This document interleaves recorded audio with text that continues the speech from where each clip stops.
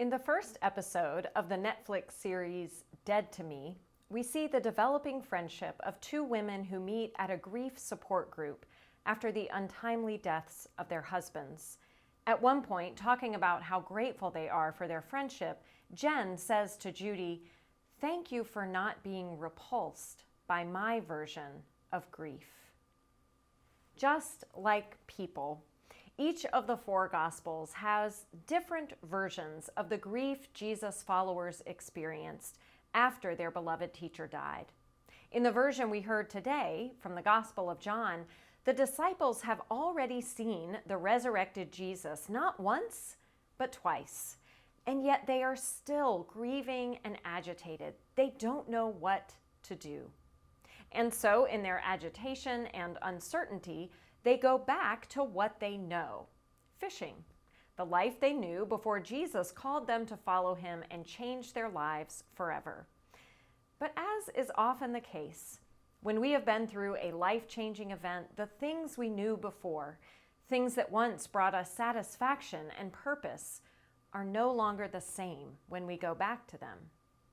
The disciples go back to fishing, but it doesn't work like it used to. They catch nothing until a stranger on the shore offers some unsolicited advice. We're not sure what tips off the disciples to the fact that this stranger is Jesus. Maybe it's that he asks them to do something ridiculous, move their nets to the other side of the boat. Now, these guys were professional fishermen. They weren't fishing with poles that could be easily pulled up and plopped down on the other side. They would have been using nets that were held underwater by weights. It would take all of them to pull up the nets and maneuver them to the other side. And the other side was probably no more than a few feet away from where they had the nets to begin with. Nevertheless, they did the work and they moved the nets, and almost immediately they caught so many fish they could barely haul them in. Maybe that was the clue that made them look again at the man on the shore. Abundance. From his first miracle of turning water to an abundance of fine wine, to taking a few loaves and fishes and feeding thousands, to restoring the sick to perfect health, again and again, Jesus reveals to us the God who, in John's words at the very beginning of his gospel, showers his beloved children with grace upon grace, with more than enough of what they need. When the disciples realize the man on the shore is Jesus, they waste no time getting to him. Once they are on the shore, hauling up their huge catch onto the beach, Jesus feeds them abundantly. He calls them by the fire where he has cooked fish and prepared bread. He gives them food that nourishes their bodies and heals their souls. Years ago, when my grandfather died unexpectedly in Georgia, there weren't enough surfaces in my grandparents' house to hold all the food people brought over. I don't remember being hungry, but I do remember eating and hoping that somehow all that Southern comfort food, fried chicken, green bean casserole, macaroni and cheese, pound cake, hoping that somehow all that food would absorb my grief. It didn't. But the love and care it represented from those who brought it over to the house and handed it to us with words of empathy and compassion, that made a difference. The dishes that crowded every available surface served as a tangible reminder of God's abundant grace, revealed through the love and care of others. In spite of their abundant catch, the disciples discover that Jesus doesn't need what they bring. He has already prepared a meal for them, which is more than enough.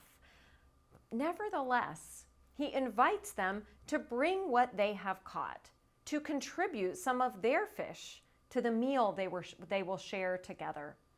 It's as if Jesus is reminding them that in the midst of their shock and confusion and grief, they can still do something.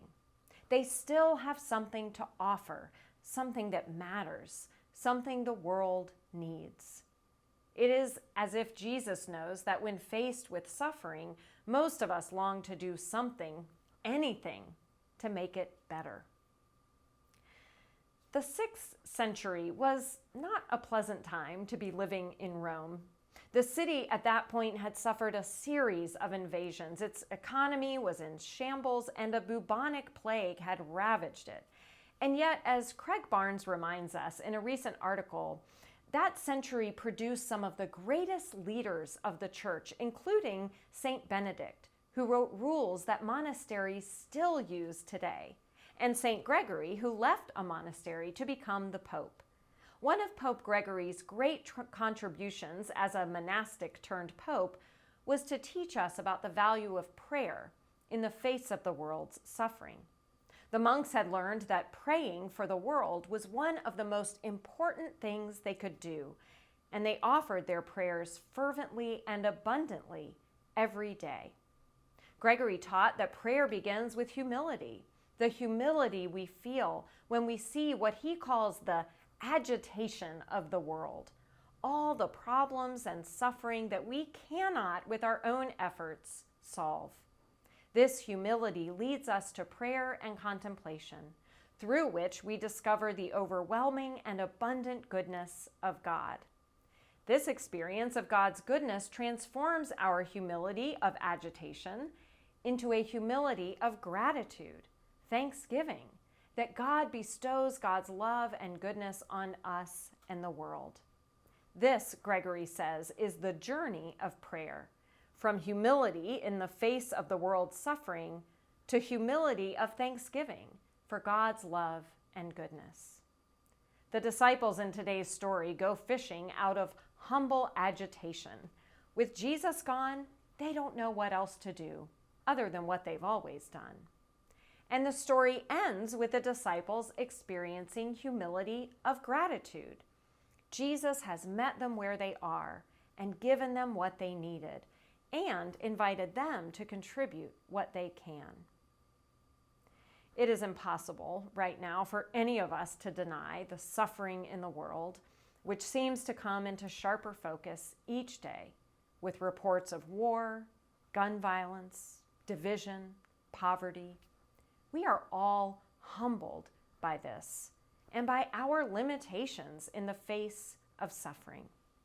Regardless of who we are or where we are or what we can or can't do right now, we can take that humility we feel in the face of these challenges and channel it into our prayers, trusting that our loving God hears those prayers and will offer us glimpses of God's abundant goodness and grace, to which we respond in humble gratitude.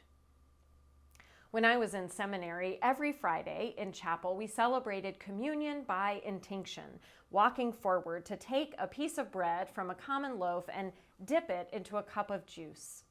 One Friday, instead of letting me take a piece of bread just big enough to dip in the cup without getting my fingers in the juice, but small enough to politely put in my mouth all at once, the professor who was holding the bread tore a huge chunk from the loaf and gave it to me.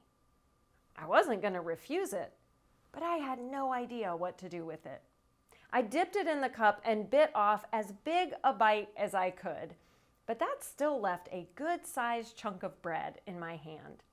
I went back to my seat holding that bread and glanced around. That's when I saw that all the people around me were wrestling with the same dilemma. Some were trying to surreptitiously eat the rest of their bread.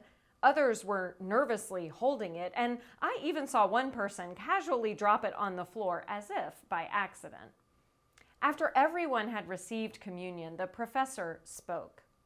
"The bread and juice you have just received is a sign of God's grace," he said. "And God's grace is always, always more than we expect or deserve, and more than we know what to do with. More than enough." Today's story of the disciples' final encounter with the resurrected Jesus is the end of the Gospel of John. But this ending is really a kind of epilogue, an answer to the question, in what way will Jesus show himself to us after he is gone? The answer is that Jesus shows himself to us now the way he did from the very beginning, with grace upon grace, with astonishing abundance, with the invitation to follow him. Whatever we face today, may we know that God has given each one of us more than enough. God has invited us to follow our risen Lord, to do what we can to relieve suffering, to counter injustice, and to reveal God's abundant and steadfast love to all the world. Amen.